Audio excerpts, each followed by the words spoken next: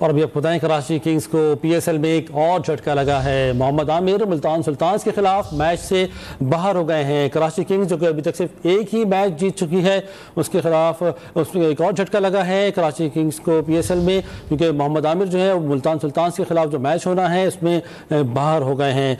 एक बड़ा लॉस हो रहा है कराची किंग्स को, क्योंकि मोहम्मद आमिर जो कि एक अच्छे बॉलर हैं वो अब मुल्तान सुल्तान्स के खिलाफ मैच में कराची किंग्स के साथ नहीं खेल सकेंगे। मज़ीद जानेंगे डॉनिश के नुमाइंदे इमरान सिद्दीक से। इमरान बताइएगा कितने मैचेस के लिए बाहर हुए हैं आमिर? हाँ जी बिल्कुल, गुज़िश्ता रोज मैच में लाहौर कलंदर्स के खिलाफ मोहम्मद आमिर इंजरी का शिकार हुए थे और होटल जाने के बाद भी वो ठीक तरह से चल नहीं पाए। ग्रोइन इंजरी का वो शिकार हुए और अब हमें ये पता लगा है कि मोहम्मद आमिर तकरीबन 1 या 2 मैचेस से कराची किंग्स से बाहर हो गए। मुल्तान कराची की जो टीम है आज मुल्तान ट्रैवल कर रही है क्योंकि उन्हें मुल्तान के खिलाफ मैच खेलना है, लेकिन मोहम्मद आमिर अपना यहाँ कराची में रहकर रिहैब मुकम्मल करेंगे और वो टीम के साथ ट्रैवल नहीं कर रहे।